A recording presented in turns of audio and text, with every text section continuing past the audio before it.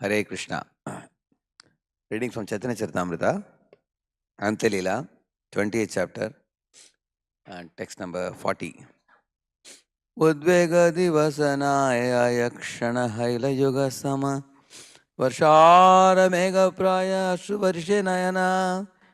In my agitation, a day never ends, for every moment seems like a millennium. Pouring incessant tears, my eyes are like clouds in the rainy season. Govind विरहे शून्य hell त्रिभुवन तुषानले पडे येन नाय जीवन. The three worlds have become void because of separation from Govinda. I feel as if I were burning alive in a slow fire. Krishna udasina haila karite parikshana Sakhi sabak hai Krishna kara upekshana. Lord Krishna has become indifferent to me just to test my love. And my friends say, better to disregard him. Ete kachintite radhara nirmala hridaya swabhavika premara swabhave karila udaya. While Srimati Radharani was thinking in this way, the characteristics of natural love became manifest because of her pure heart. ईर्ष्यावुत्कंठादन्य प्रौढ़ी विनय येत भाव एकठाई खरिल उदय. The ecstatic symptoms of envy, great eagerness, humility, zeal, and supplication all became manifest at once. Yet bhave radha namana asthira haila Saki gana age praudhi shloka yeppadila. In that mood, the mind of Srimati Radharani was agitated. And therefore, she spoke a verse of advanced devotion to her gopi friends. Sri bhave prabhu se shloka ucharila shloka ucharite tadrupa apane haila. In the same spirit of ecstasy, Sri Chaitanya Mahaprabhu recited that verse. And as soon as he did so, he felt like Srimati Radharani. अश्लिष्यवा पादरतां पिनष्टुमां अदर्शनान् मर्महतां करोतु वा यथा तथा वा विदधातु लम्पटो मत्प्राणनाथस्तु स एव नापरः. Let Krishna tightly embrace his maidservant who has fallen at his lotus feet, or let him trample me or break my heart by never being visible to me. He is a debauchee, after all, and can do whatever he likes, but he is still no one other than the worshipable Lord of my heart. One important difference between the path of the jnanis and the path of the bhaktas is in the path of the jnani, they try to attain a state of a tranquil state where everything is peaceful, like a very calm ocean which does not get agitated by any waves. There are no waves in that ocean. Like in 2.71-72 Bhagavad Gita, Krishna says that Apuryamanam achala pratishtham samudramapah pravishanti yadvat tadvat kamayam pravishanti sarve sashanti mapnoti nakamakami. He's saying like rivers are flowing in and flowing out, but the ocean never gets agitated. It remains completely calm, cool, collected. Vihaya kamanya sarvan pumamscharati nisprukaha nirmamo nirahankara sashanti madhigacchati. This was again 71. It talks about how they give up all material desires. Vihaya kamanya sarvan nisprukaha, without any hankerings or attachments or desires. They walk in the surface of the globe with completely peaceful hearts. This is the nature of like a fully realized jnani. And in a karma yogi who becomes a perfected nishkama karma yogi, he also attains peace. How? Yukta karma phalam tyaktva shanti mapnoti naishtikim ayukta kamakarena phale sakto nibadhyate. Here he talks about yukta karma phalam tyaktva. By giving away the fruits of his action in nishkama karma yogi, shanti mapnoti. He attains peace. What kind of shanti is it? Naishtikim. Naishtikim means long-lasting shanti, long-lasting peace they attain. So the goal of a Nishkama Karma Yogi, or goal of a Jnani, is to become peaceful by having become free from hankerings, lamentation, illusion, attachment, desires, anger, lust, greed, and all these things. So many organizations you will find, they talk about rising above this lower nature and coming to the platform of peace. They don't know anything beyond that. At peace, they become peaceful. That's all. But the real path of bhakti starts beyond peace, in the positive axis. Mad bhaktir labate param. Krishna is telling in the Bhagavad Gita. Brahma bhuta prasannatma na shochati na kankshati samasarveshu bhuteshu mad bhaktir labate param. Our Vaishnava acharyas have explained how this is. They say, just like an ocean is certainly very calm, but when there is a full moon in the sky, then high tides rise in the ocean.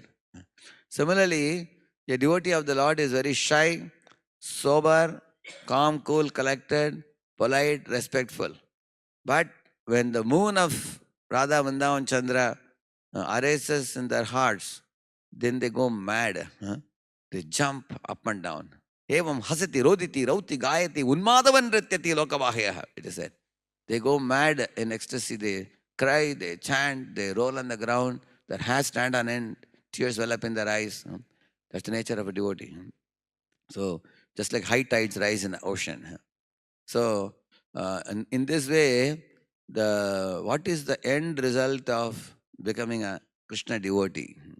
That is why Lord Nimai Pandit, he went to his guru and said, Kiva mantra dila gosai, kiva tarabal, japite japite, hoila pagal. He said, by chanting this Maha Mantra, my mind is going mad after Krishna. Every moment I am remembering him and I am crying and I am rolling on the ground, I am shouting, running. And Guru said, oh my dear child, you are very fortunate that you are getting the symptoms which are the end result of chanting the Maha Mantra. And go on chanting in this way, he said.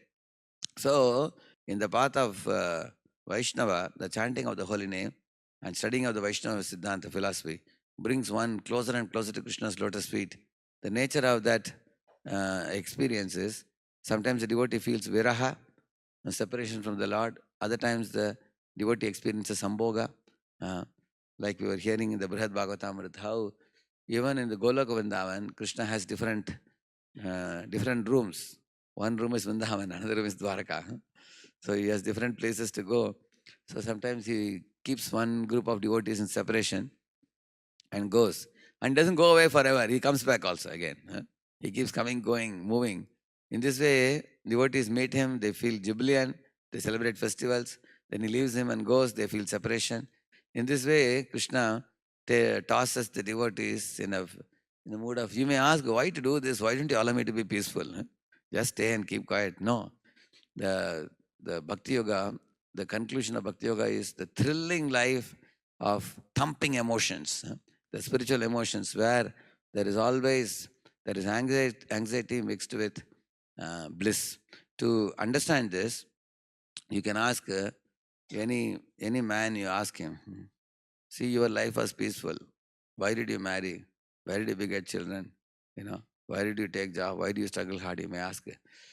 Just remain alone. You may say that.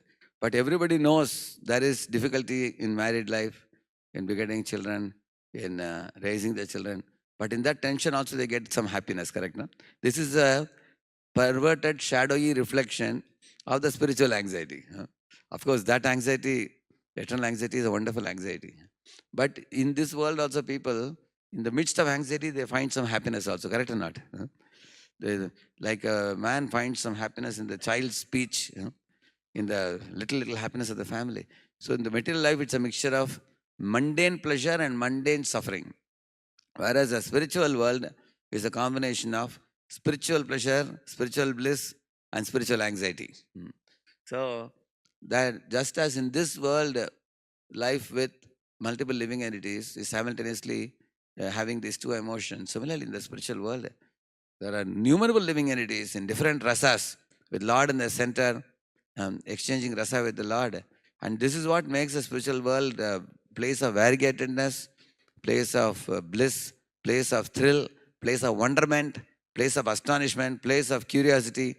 And it keeps the spiritual world going on and on, not the Brahma Jyoti where one becomes completely Shanti, Shanti, Shanti. People who want Shanti are the most frustrated fellows. In the world, they got so many kicks that they want only Shanti. They don't know what is variety. So Mahaprabhu sang in this mood, taking on the mood of Srimati Radharani. He said, my dear Lord Krishna, I can't scold you. I'll tell more about this tomorrow.